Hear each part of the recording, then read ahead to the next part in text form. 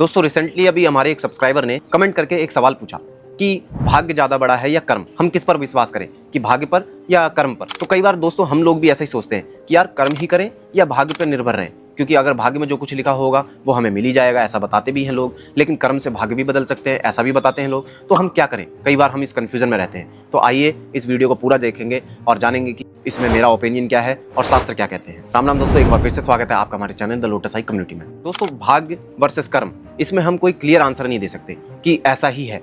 इसमें थोड़ा सा पेचीदा चीज है जिसको कहते हैं पैराडॉक्स। पैराडॉक्स क्या है, जैसे कि एक सवाल बहुत ज्यादा अक्सर पूछा जाता है कि पहले मुर्गी आई या अंडा। इसका कोई क्लियर कट एकदम फिक्स आंसर नहीं दिया जा सकता, क्योंकि देखिए मुर्गी से अंडा निकलता है, अंडे से मुर्गी बनती है। तो इसका कोई क्लियर कट आंसर दे दे कि भाई नहीं पहले यही आया, तो ऐसा संभव नहीं है। इसी प्रकार से भाग्य वर्सेस कर्म में भी ये दुविधा आती है कि किसको हम बताएं, क्योंकि एक साइकिल है।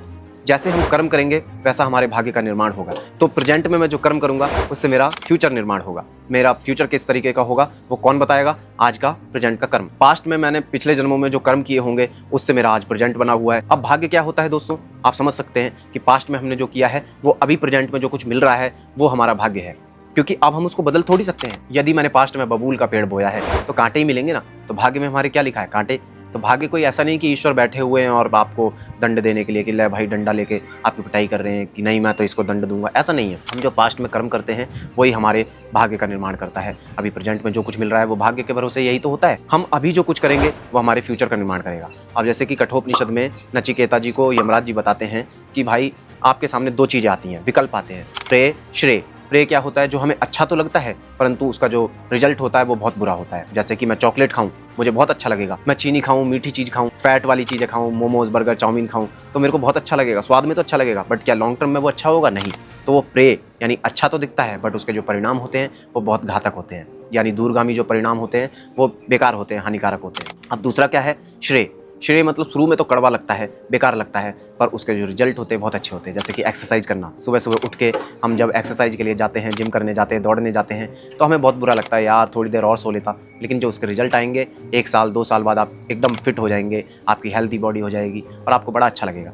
साथ ही आप जो बेकार की चीज़ें खा रहे थे, मोमोज चाउमीन बर्गर ये सब चीज़ें खा रहे हैं, उसको छोड़कर आप हेल्दी चीज़ें खाते हैं, करेले की सब्जी, कड़वी चीज़ें, नीम का जूस, इस तरीके की बहुत सारी चीज़ें खाते हैं, तो आपको बुरा तो लगेगा बट उससे आपकी बॉडी जो है बीमारियों से दूर रहेगी। लॉन्ग टर्म में आप हेल्दी रहेंगे, आप अच्छे तरीके से फिट रहेंगे। तो ये चीज़ें होती हैं। तो यमराज जी ने बताया कि व्यक्ति के पास हर समय विकल्प आता है कि प्रे या श्रेय, तो आपको क्या चूज करना है। परंतु इसके बाद ही भाग्य की बात करते हैं। अब भाग्य में क्या है, अब यहाँ पे मैं 2 चीजें बताऊंगा। दक्षिण भारत में तमिलनाडु में एक जगह है जिसका नाम है तिरुवन्नमलाई।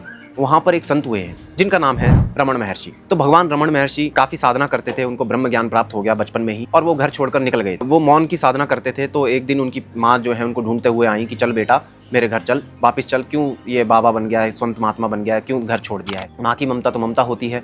अब वहाँ उस समय उन संत ने मौन रखा हुआ था, तो उन्होंने लिख कर दिया अपनी माँ को कि माँ जो कुछ भी संसार में हो रखा है विधाता ने पहले से ही रच दिया है, आप जो कुछ कर लें। यदि आपके जीवन में लिखा हुआ है कि ऐसा होगा तो आप उसको बदलने के लिए जो मर्जी वो कर लें, वो बदलेगा नहीं। और परंतु अगर आपके जीवन में लिखा हुआ है कि ऐसा नहीं होगा तो आप उसको करने के लिए जो मर्जी कर लें, वो ऐसा नहीं होगा। तो इसलिए सबसे आसान क्या चीज़ है कि चुप रहो और जीवन में जो कुछ आ रहा है उसको सहते रहो, उसको करते चले जाओ। दूसरा एक और उदाहरण देता हूँ मैं। ये बुद्धिस्ट एक कहानी है। महामोगलान जी भगवान बुद्ध के एक बहुत बड़े शिष्य थे और उन महामोगलान जी के पास काफ़ी सारी सिद्धियाँ थी। उन्होंने बड़े बड़े नागों को, देवताओं को ऐसे पराजित किया ताकि उनका घमंड जो है दूर करा जा सके। ऐसा बताया जाता है कि भगवान बुद्ध के बाद जो दूसरे नंबर पे सिद्धिवान थे वो महामोगलानी जी थे। पर आप सोच सकते हैं उनकी मृत्यु किस प्रकार से हुई होगी, उनका जो देहांत हुआ, शरीर का निर्माण हुआ, वो किस प्रकार से हुआ होगा, हम सोच भी नहीं सकते। हम सोचते हैं कि शायद हाँ बड़े आराम से उनकी मृत्यु होगी, नहीं। उनकी मृत्यु कैसे हुई, डंडों से पिट पिट कर उनके शरीर के टुकड़े हो गए, उनको बहुत मार खानी पड़ी और इस प्रकार से बड़ी दुर्दशा से उनकी मृत्यु हुई। इतने बड़े संत महात्मा और इतनी सारी सिद्धियां होने के बाद भी उनकी मृत्यु इस प्रकार से हो रही है, यह बड़ी विचित्र बात है। अब इसका कारण क्या होता है, मैं इस कहानी को ज्यादा बड़ी नहीं बताऊंगा, बस शॉर्ट में बताऊंगा कि उनकी जब मृत्यु हो जाती है उससे पहले वो 6-7 दिन तक अपनी सिद्धियों से अपने आप को बचाते रहे थे, अपने आप गायब हो जाते थे और तो जब बदमाश चले जाते थे तो दोबारा वो प्रकट हो जाते थे। अब लेकिन 7वें दिन क्या हुआ, उनकी सिद्धि गायब हो गई, उनकी जो सिद्धि थी वो खत्म हो गई। काम ही नहीं कर रही थी। अब बदमाश आए, उनको पीटा, उनको मार के उनके टुकड़े टुकड़े कर दिए। लेकिन जैसे ही वो चले गए तो वापस जो है सिद्धियां उनके पास आ गई और उन्होंने अपनी सारी सिद्धियों को एकत्र करके, सारी शक्तियों को इकट्ठा करके अपने शरीर के जो टुकड़े थे जोड़े और अपने आत्मबल से, योग बल से भगवान बुद्ध जहाँ बैठे हुए थे वहां पे पहुंचते हैं। उनको नमस्कार करके कहते हैं कि भगवान अब मेरा टाइम आ चुका है, मैं जा रहा हूँ, मैंने बड़ी मुश्किल से अपने शरीर को जोड़ा है ताकि आपको लास्ट बार नमन कर सकूं। तो जो भगवान बुद्ध के सामने जो शिष्य बैठे हुए थे वो बड़े आश्चर्यचकित हो जाते हैं। वो बोलते हैं भगवान ऐसा कैसे हुआ, इनके पास तो अनेकों सिद्धियां थी, उसके बाद भी इनकी मृत्यु इस प्रकार से। तो भगवान उस समय जवाब देते हैं कि इन महामोगलान जी ने इस जन्म में तो बहुत अच्छे कर्म किए हैं, परंतु पिछले जन्म में इनसे एक दुष्कर्म हुआ था। क्या दुष्कर्म हुआ था? इन्होंने अपने बूढ़े माता पिता को एक जगह जंगल में ले जाकर खूब दुष्टों से पिटवाया, उनकी हत्या करवा दी, उनको पहाड़ से फेंक दिया था। इसके परिणाम स्वरूप इनका जो कर्म था वो बिगड़ गया और इनको इस प्रकार से मृत्यु का सामना करना पड़ा। इनकी सिद्धियां चली गईं और इनको इस दुर्दशा का सामना करना पड़ा। तो दोस्तों ये बड़ा ही पेचीदा सवाल है, क्योंकि हम लोग कह सकते हैं अगर भाग्य में ही सब कुछ लिखा है तो मैं कुछ करूँ ही क्यों, मैं तो सब कुछ गलत करूंगा। नहीं, ऐसा नहीं सोचना।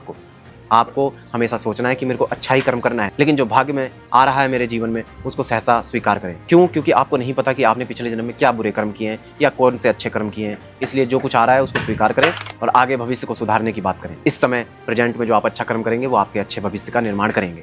दोस्तों उम्मीद करता हूँ आपको वीडियो पसंद आई होगी। अगर आपको वीडियो पसंद आई है तो इस वीडियो को लाइक कीजिए, साथ ही हमारे चैनल को भी सब्सक्राइब करना ना भूलें। अपने दोस्तों के साथ भी इस वीडियो को शेयर कीजिए। साथ ही अगर कोई भी आपकी क्वेरी है तो हमारे कमेंट सेक्शन में पूछ सकते हैं, मैं कोशिश करूंगा कि आपको जवाब दे सकूं। मिलते हैं अगली वीडियो में। राम राम।